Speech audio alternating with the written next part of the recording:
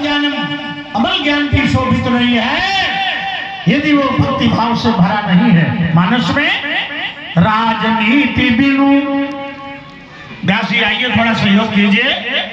राजनीति बिनु और धन बिनु धर्मा। देखिए बड़े बड़े बुजुर्ग समझाने चौपाई दोहरा रहे हैं। राजनीति बिनु और धन बिनु धर्मा और हरि समर्पे बिनु सत्कर्मा। सत्कर्म में हरि को अर्पित नहीं है तो सत्कर्म की भी शोभा नहीं है। इसलिए सत्कर्म हरि को अर्पित हो, भक्ति भाव से युक्त हो। इसलिए ये कह देना तुम्हारा कि वो कर्म जो है वो पाप भी पुण्य हो जाता है उद्देश्य के आधार पर। वो उद्देश्य तुम निर्धारित नहीं करोगे, वो शास्त्र निर्धारित करेगा। वो स्वयं नारायण द्वारा निर्धारित है। कर्मण्येवाधिकारस्ते मां फलेषु कदाचन मां कर्म फल हेतुर्भू माते संगोस्त कर्मणि। तो वहां बताया अकर्मणि मां संग, अकर्म में आसक्त मत बनो। ये पहले शास्त्र ने कह दिया। जो निषिद्ध कर्म है किसने निषिद्ध किए? भाई आया ये निषिद्ध कर्म है।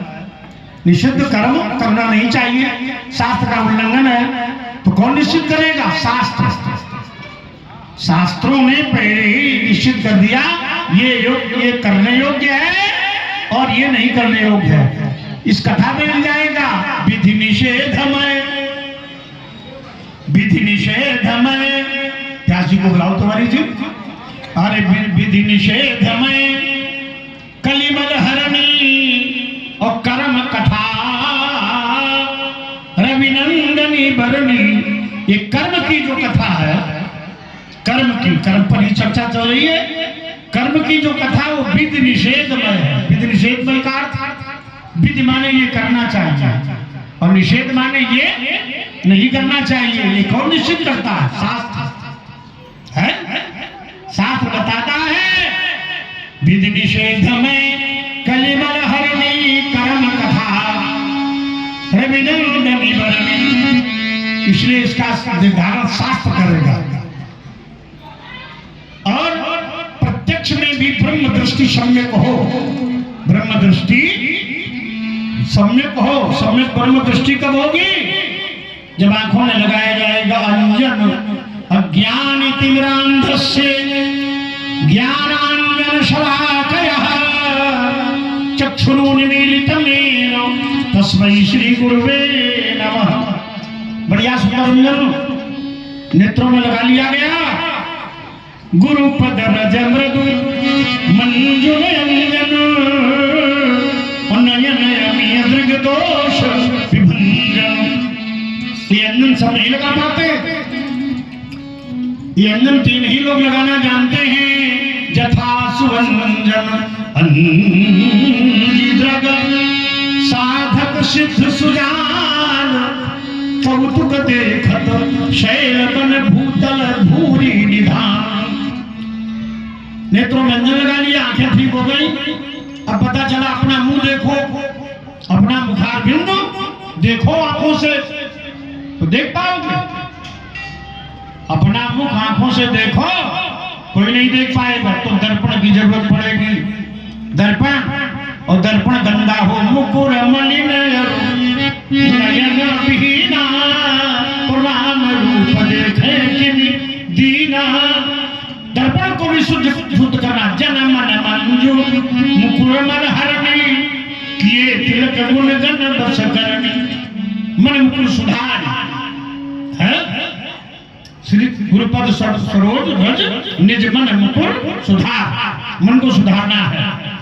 तो इस प्रकार से चित्तांगन लक्षण ये जो अनुचित है वो अनुचित है, पाप है वो पाप है। उसका निर्धारण या तो करें आगम। आगम आगम को शास्त्र भी कहा, आगम को संत वाणी भी कहा।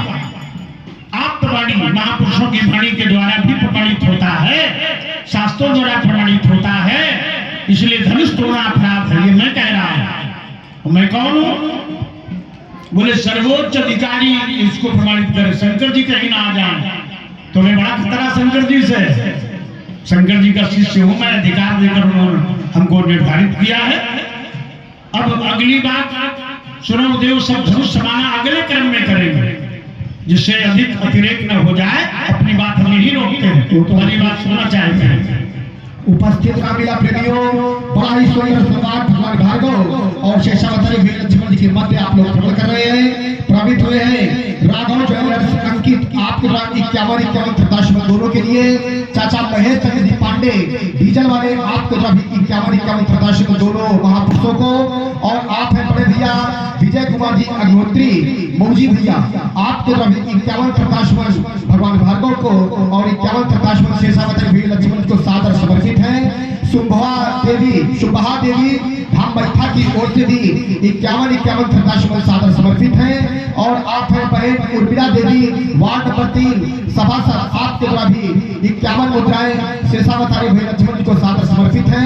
21 मुद्राएं धर्मेंद्र अग्निहोत्री पीलामऊ निवासी आपके द्वारा लक्ष्मण को सादर समर्पित है। धन्यवाद। और इसी क्रम में एक आवश्यक सूचना है, ये शुंभा देवी धाम बैठा कानपुर देहात में सचंडी महायज्ञ एवं श्रीमद् भागवत कथा 19 मार्च 2026 से 26 मार्च 2026 तक चलेगी, जिसमें आप सभी लोग शक्तिपीठ माता शुंभा देवी धाम बैठा में उपस्थित हो।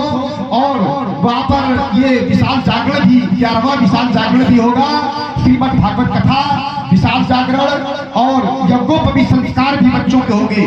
जिन बच्चों को अपना यज्ञोपवीत संस्कार करवाना हो वो वहाँ पे शुंभा देवी धाम बैठा में उपस्थित हो। और 19 मार्च से 26 मार्च तक आप लोग श्रीमद् भागवत कथा का स्नान करें। बहुत बहुत साधुवाद, धन्यवाद। आइए, महात्मा जी की बातों को सभी ने सुना, फिर बड़ी कृपा की आपने, जो कहा ये अगले क्रम में बोल देंगे। हमरे जाना सुनो देव सब धनुष समाना, पहले से निश्चित होता है कि ये अच्छा है। मैं कहता हूं कर्म में निश्चय नहीं है, कर्म के उद्देश्य में निश्चय है। जैसे आपने अपनी माता का सर काटा, कोई भी शास्त्र ये नहीं कहेगा कि माता का वध करना पुण्य है, लेकिन फिर भी आपको पाप नहीं लगा, क्योंकि परशुराम पे तो आज्ञा राखी और मारी मां तो लोग सब साखी। अच्छा, आपने जाना भी कि एक कर्म अनुचित है, और अगर आपको अनुचित का बोध न होता तो पिताजी ने कहा हम प्रसन्न है, वरदान मांग लो, भाइयों को भी मारा। अच्छा, क्या कोई शास्त्र ऐसा कहता है? शास्त्र प्रमाण देता है, लेकिन फिर भी कुछ कर्म ऐसे होते हैं जो सिद्धांत से हटकर।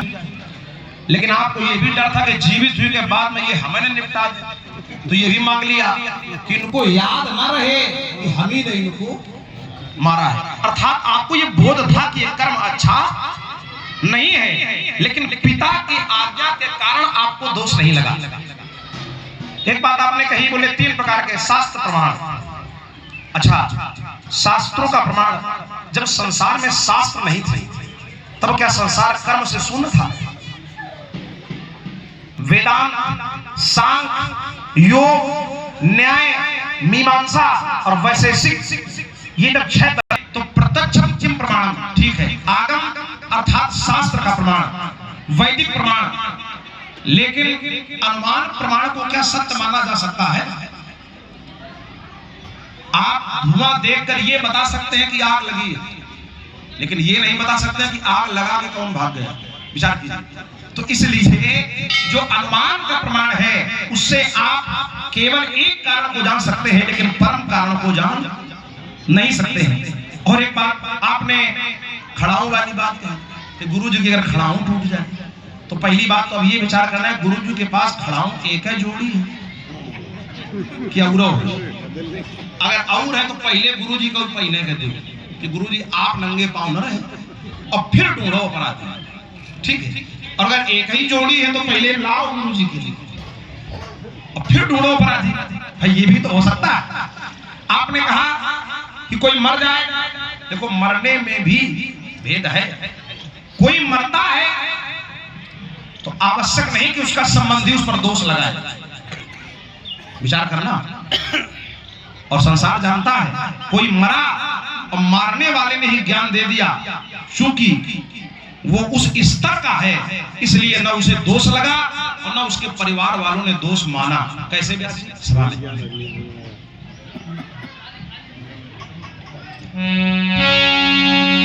क्षिति जल पावन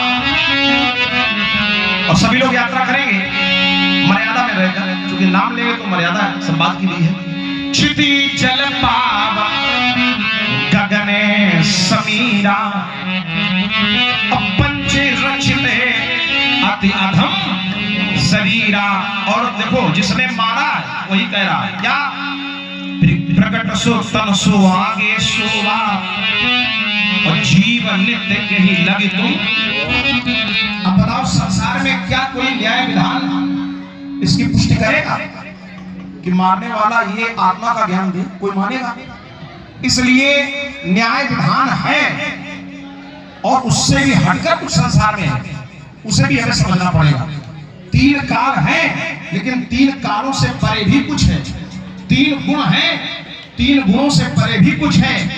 पांच तत्व हैं, पांच तत्वों से परे भी कुछ है। इंद्रियात् परा विषया, कठोपनिषद। विषयात् परा मनः, मनः परा बुद्धि, बुद्धि आत्मना परा। संसार में जहां तक हमारी दृष्टि जाती है, संसार की तरह ही नहीं है, इसके आगे भी है। जहां तक हमारा मन जाता है, बात यहीं खत्म नहीं होती, कुछ आगे भी है। जहां तक हमारी बुद्धि जाती है, बात यहीं खत्म नहीं होती, इसके कुछ आगे भी है। शास्त्र से पहले है वेद, और वेदों की गति जहां तक है उसके कुछ आगे भी है। तभी तो वेदों ने कहा, क्या कहा? कहा नेति नेति जहि वेद निरूपा ना इति। इतना ही नहीं, निजानंद निरूपात। और भगवान शंकर का दरबार है, तो शंकर भगवान है, वहां माता पार्वती, उनके लिए भी नहीं तो आदि मध्य अवसाना, अमित प्रभाव वेद नहीं। अब आपने दो बिंदुओं पर और जोड़ दिया है, थोड़ा उनको भी देखें अपनी बुद्धि से।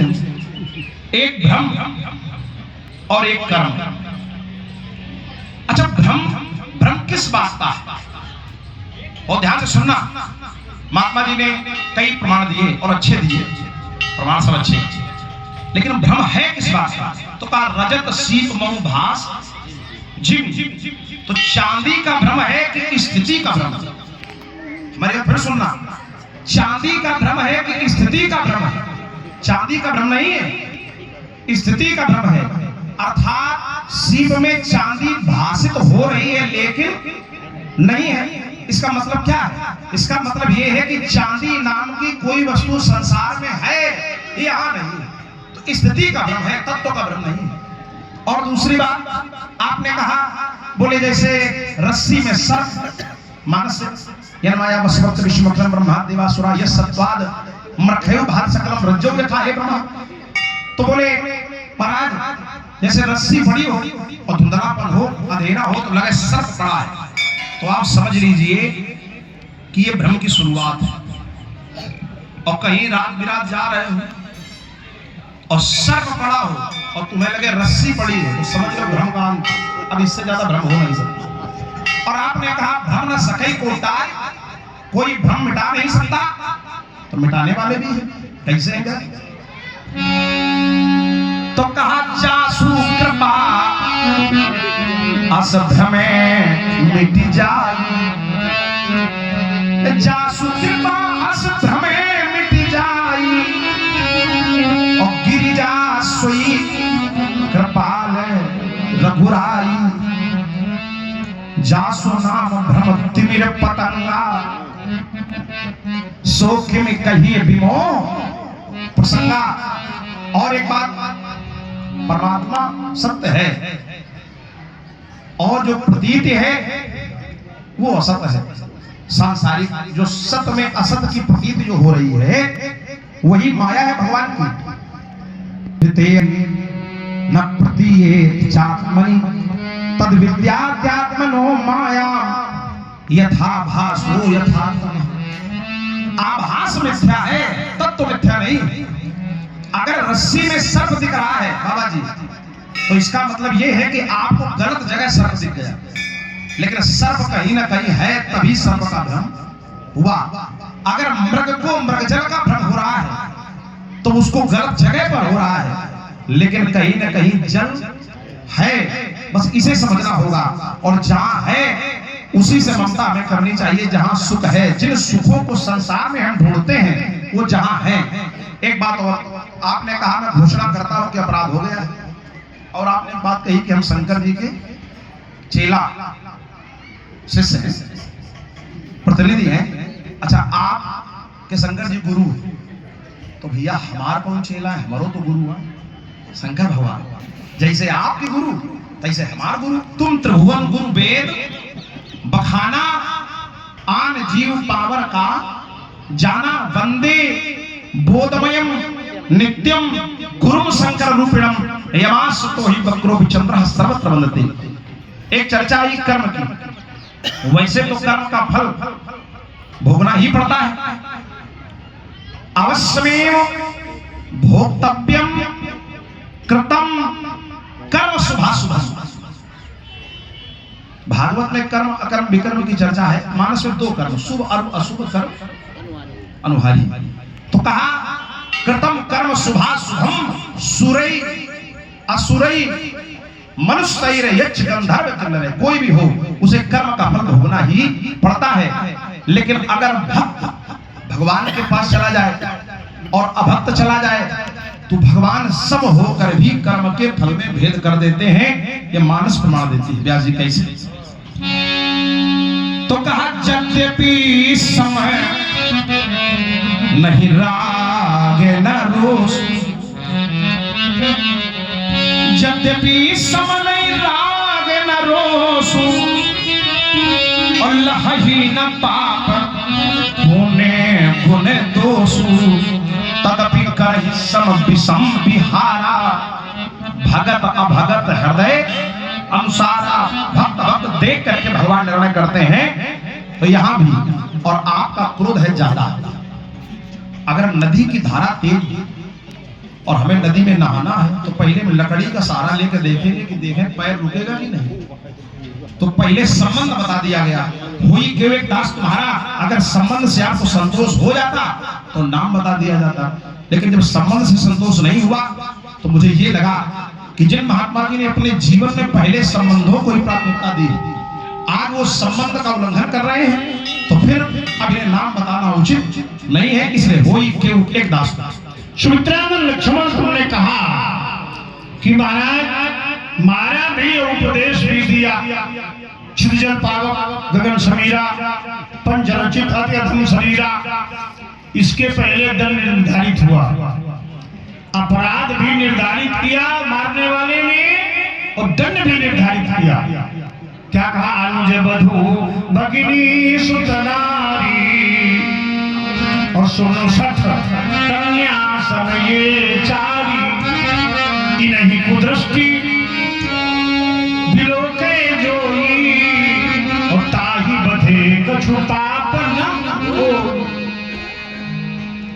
दंड भी निर्धारित है और अपराध भी निर्धारित है। इसलिए मारा मैंने, इसलिए मैंने मारा। तो बेटे जब अपराध भी सुनिश्चित तो दंड भी सुनिश्चित। वही बात है। तुमने कहा कुछ बातें ऐसी होती है, आपने माता का वध कर दिया। यदि वे प्रसंग यहाँ अभी है नहीं, लेकिन छलांग आपत्तिकालीन दरवाजा खोल दिया, कह दिया आपने माता का वध कर दिया। अच्छा, माता का वध कैसे किया? किन परिस्थितियों में किया? किसके कहने से किया? पिता के कहने से। पिता की बात को माननी चाहिए। अनुचित उचित विचार तज जे पाले पितुवै ते भाजन सुख सुजस के बसई अमरपति। एक राजा था ययाति, चंद्रवंश का राजा। शुक्राचार्य ने शाप दे दिया, शुक्राचार्य ने शाप दे दिया कि जाओ तुम बूढ़े हो जाओ, वृद्ध हो जाओ, है? तो कहा हमारी अभी इच्छाएं भरी नहीं है। तो कहा तुम्हारा कोई पुत्र अगर जवानी दे दे तो फिर जवान हो जाओगे। 5 बेटे थे,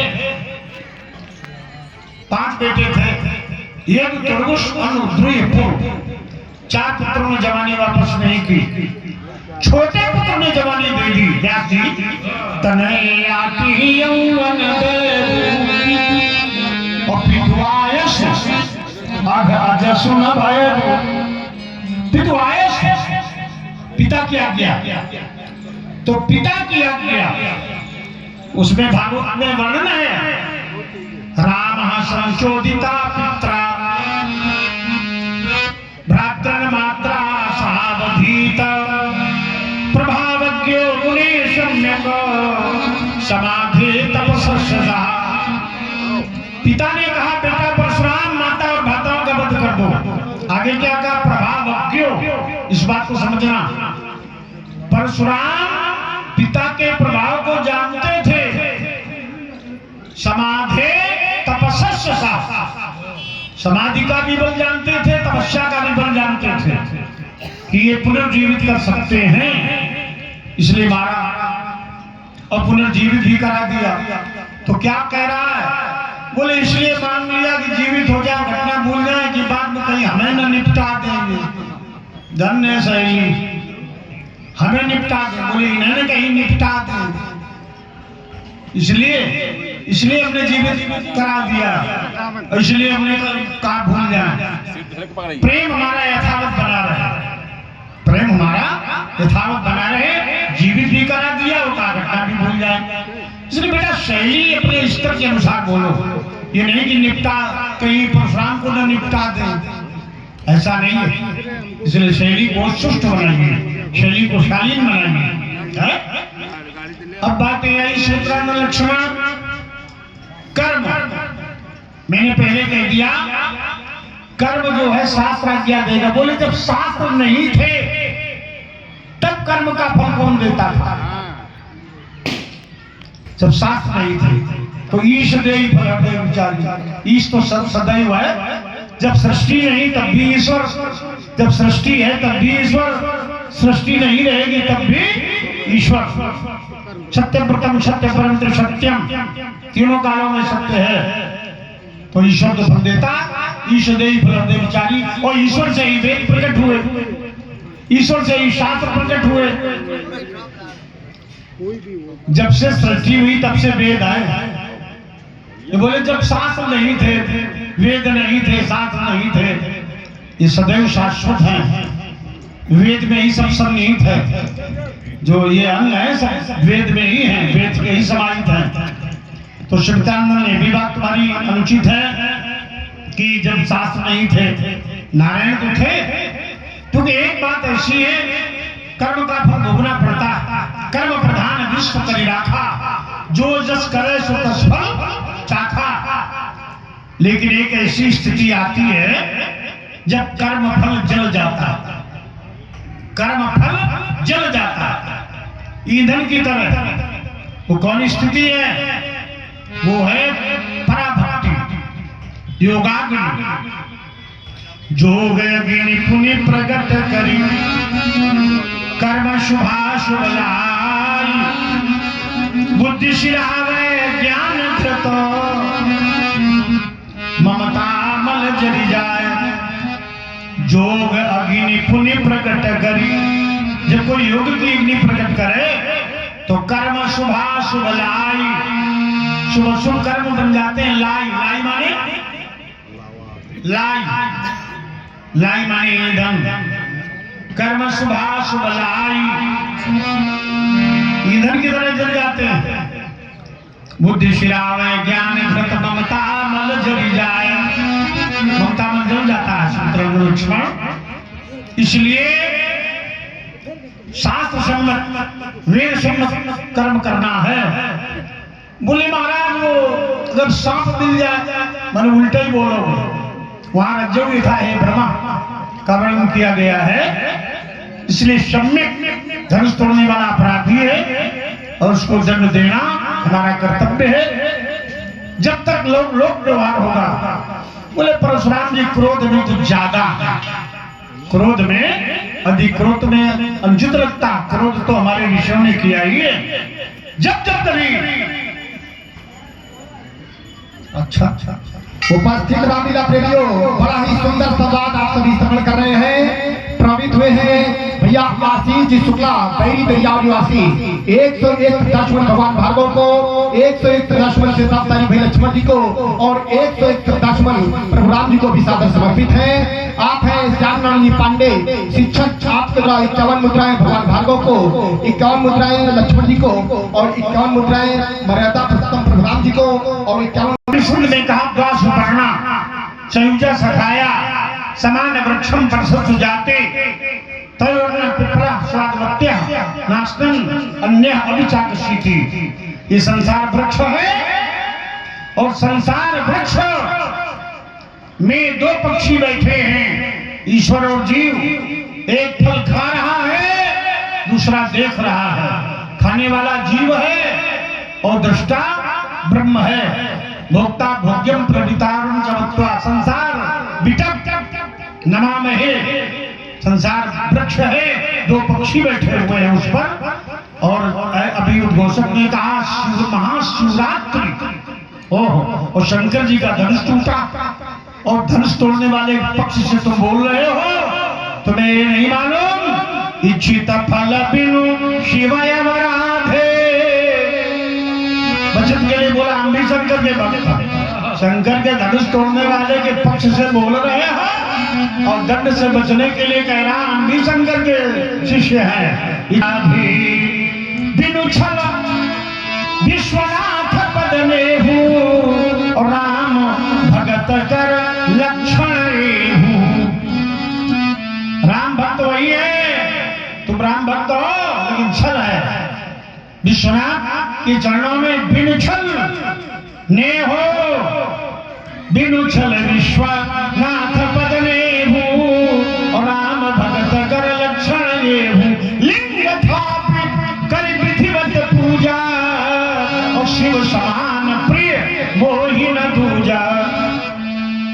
शिव के समान कोई प्यारा नहीं है, कौन है शिव समान प्रिय मोरे? शंकर के समान कोई प्रिय नहीं है। और शंकर भगवान रिद्धि सिद्धि ऐश्वर्य के दाता है और जिस भक्ति की चर्चा चल रही है वो भी शंकर जी दे सकते हैं। जहाँ पर कृपा न करें पुरारी और सो न पावन भक्ति हमारी। भक्ति भी शंकर जी देते हैं। एक बार ब्रह्मा जी पार्वती जी के पास त्याग पत्र देने गए, बोले अब हम ब्रह्म पद नहीं संभालेंगे, त्याग पत्र। बोले क्यों? बोले आपके पति से बड़े परेशान हैं। बोले क्या? बोले आपके पति बावरा हो गए। बावरे बावरो